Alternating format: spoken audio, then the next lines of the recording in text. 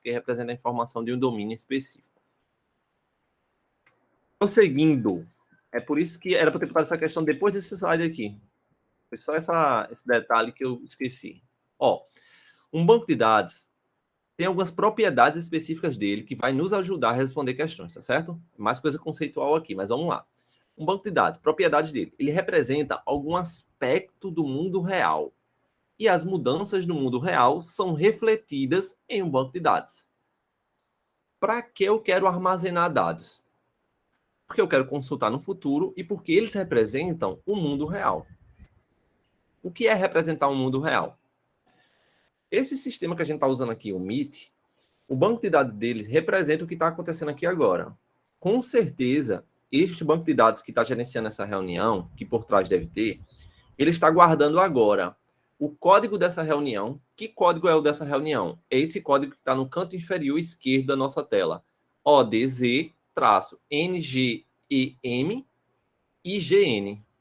Este é o código único dessa reunião. O que faz nenhuma outra reunião no mundo ser igual a essa é esse código que está aí. E vocês vão ver lá na frente que este código é quase que certeza, porque eu não tenho acesso ao banco do Google, né? Mas esse código é quase uma certeza absoluta que ele é uma chave primária dentro do banco de dados do Google, certo? Do banco de dados que gerencia o Meet, tá certo? Então, o banco de dados sempre vai refletir algo do mundo real. Então, lá na tabela do Meet, lá deve ter dados das pessoas, né, de participantes, e-mail dos participantes, tempo que o participante entrou, tá ligado o microfone ou não, tá com imagem ligada ou não. Então, ele vai gerenciar um banco de dados sempre algo que acontece no mundo real. Outra situação, deve ser uma coleção lógica e coerente dos dados com algum significado inerente, tá certo? Tem que ter um significado, a gente não vai armazenar coisa que não tem sentido, tá certo? Com o tempo, houve também agora a criação, de alguns anos para cá, de bancos de dados não relacionais. Não vai cair na nossa prova, tá certo? Não vai cair. Mas nesse banco de dados, as informações não têm conexões, são informações únicas. Cada linha é uma informação diferente. Para o nosso caso, não. São informações correlacionadas. É o que a gente vai ver aqui, porque a gente vai ver banco de dados relacionais. Tá certo? Olha aí, professor Wendel. Descobriu hoje isso, né? Se, professor Wendel, for criado um nome para essa reunião, e esse nome pode ser dado no Google Agenda, lá no Google Agenda, quando você cria um evento e coloca uma reunião e manda ele criar o link dessa reunião lá no Google Agenda, aí o nome dessa videochamada se torna o nome do evento. E lá embaixo, ao invés de aparecer esse código, vai aparecer aula tríade módulo 5, que seria o nome que vocês colocaram a esse evento na agenda, certo? Então, quando quiser dar nomes especificamente a essas reuniões do Meet e não aparecer esse código, cria lá na agenda e manda ele criar um Meet, uma sala do Meet. Prosseguindo aqui com o banco de dados, essas propriedades. Um banco de dados é projetado, construído e povoado por dados, atendendo a uma proposta específica. A proposta específica daquele sistema que a gente viu lá na frente de faculdade é armazenar os dados dos alunos, dados da biblioteca, dados de pagamento, dados de empréstimo de livro. Existe uma proposta específica quando a gente vai criar um banco de dados, certo? Pode ser de qualquer tamanho ou complexidade. Qualquer tamanho ou complexidade. Algumas vezes o CESP pode cobrar o que seja o significado inerente. Deixa eu jogar. Cadê o inerente? Aqui. Deixa eu jogar no contexto aqui, tá certo, Abdias? Deixa eu ler de novo para eu te explicar nesse contexto o que significaria isso. Deve ser uma coleção lógica e coerente dos dados com algum significado inerente, um significado específico dele. As coisas têm que ter um significado. Deixa eu ver, é porque nesse exemplo que ele deu aqui, eu não tenho como te dar O que é inerente. Deixa eu ver, mas tem como te dizer. O que é inerente a mim, Vicente? O que é inerente a mim é que eu sou professor, eu sou programador, sou homem, sou casado. É um significado inerente a mim, que é meu. Então, os dados têm que ter um significado coerente, inerente a eles, certo? Que os identifica. Eu acho que é basicamente isso. Se tiver um professor de português aí assistindo, que possa ajudar nessa correlação aí, mas é mais ou menos isso. Uma característica, como o Karine falou aí. É inerente, significado dele, né? Significado daquele produto, daquela situação. O que está ligado a ele, beleza. É o que eu falei aqui, o exemplo meu, né? Professor tal é uma coisa que está ligado a mim. Show de bola. Sim, a questão do qualquer tamanho e complexidade. Eu não tenho ideia do tamanho, e deve ser gigantesco, do banco de dados do Facebook. E não é só um, devem ser centenas de bancos de dados que gerenciam o Facebook. Então, assim, não existe complexidade alta e não existe tamanho. Os sistemas de banco de dados podem ser gigantescos, tá certo? Quase tudo, pessoal, e aí dica para vocês responderem em prova. Quase tudo em questões que limita a informática, o assunto que está lá, está errado. Limitou, tipo assim, eu chuto uns 80% das questões que quando limitam, está errado, né? Os bancos de dados não aceitam dados de até 5 terabytes. Negativo, tá errado isso. Mesmo um dado como esse, de 5 terabytes, sendo uma coisa absurda, aceita sim, não existe limite, não existe nada comprovando que não atende.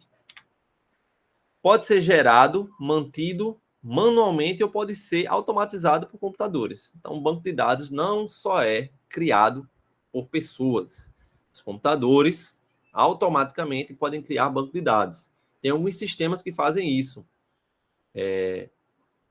Aí a gente vai se aprofundar de maneira muito técnica aqui, mas saibam somente que não só a gente, né, o humano, pode ir lá e criar um banco de dados.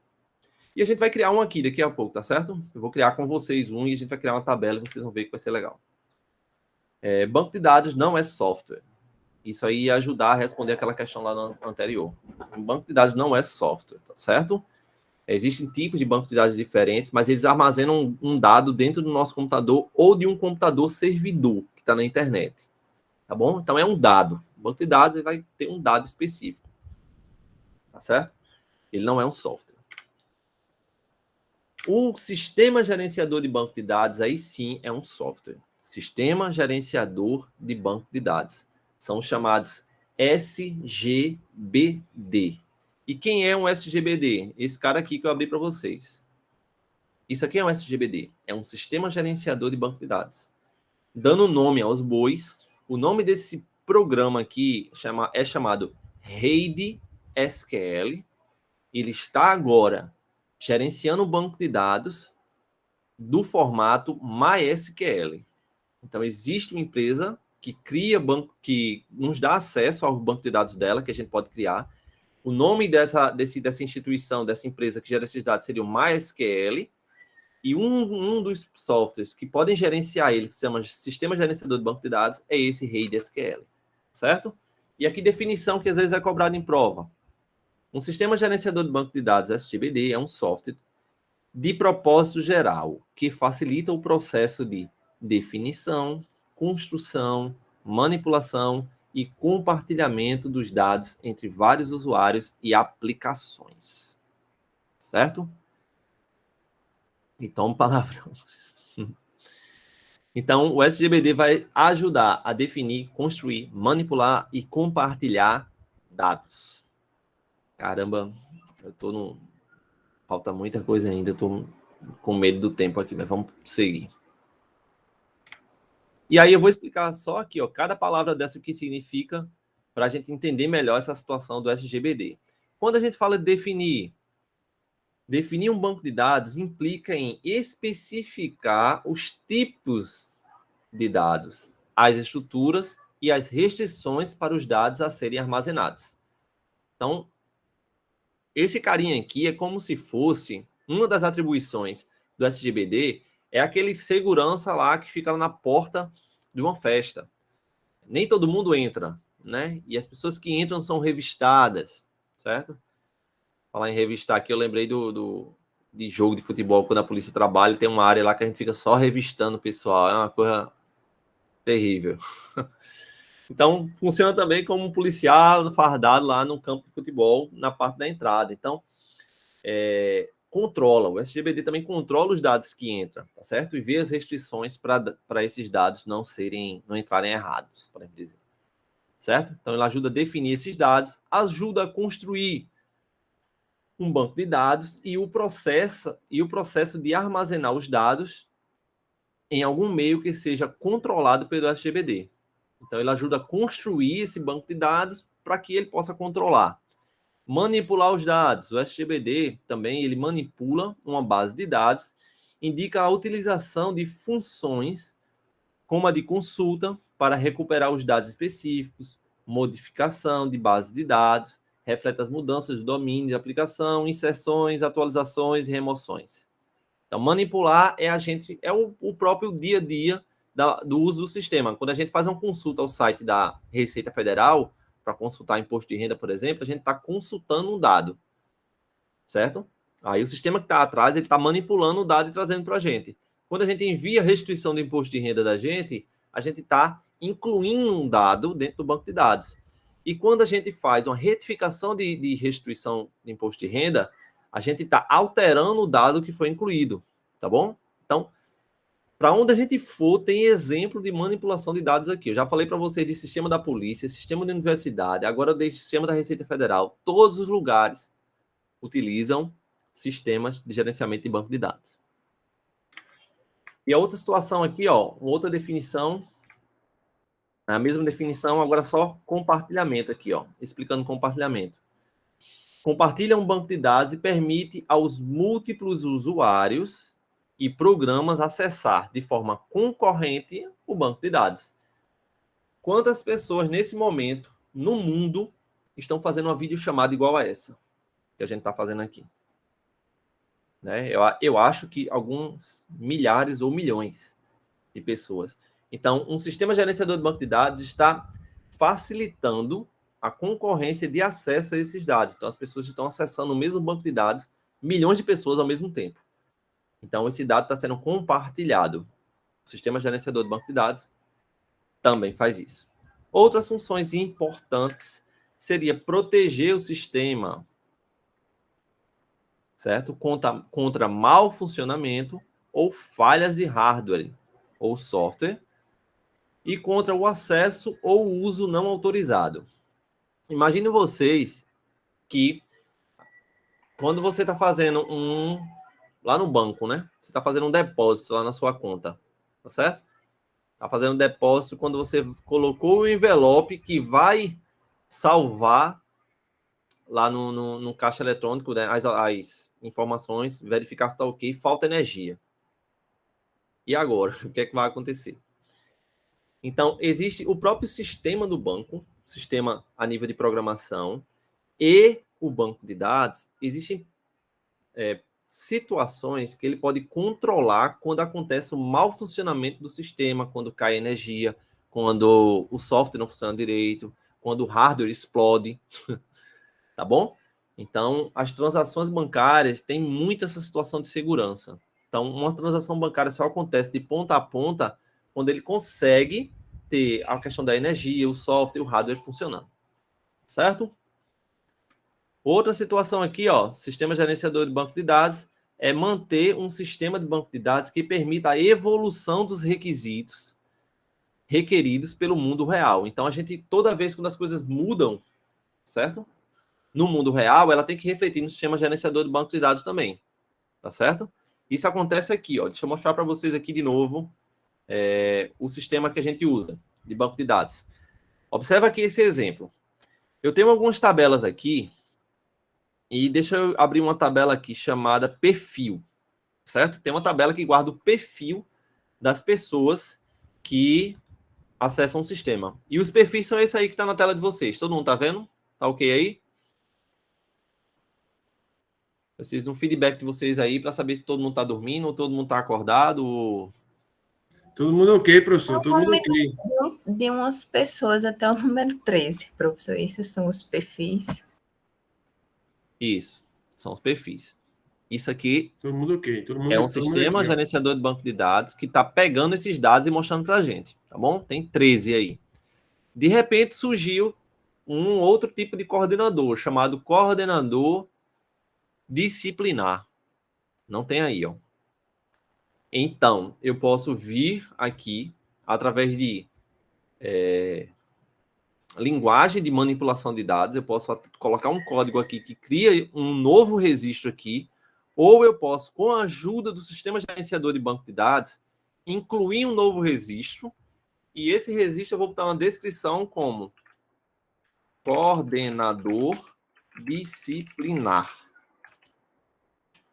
E vou dar Enter. Coordenador disciplinar.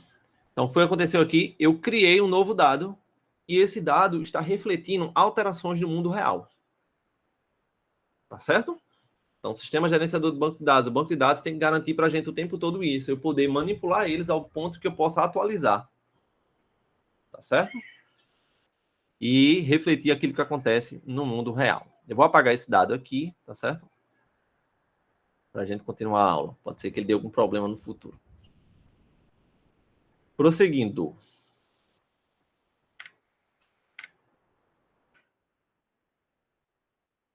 E aí o nosso edital, ele cobrou alguns pontos específicos da área de banco de dados, tá certo?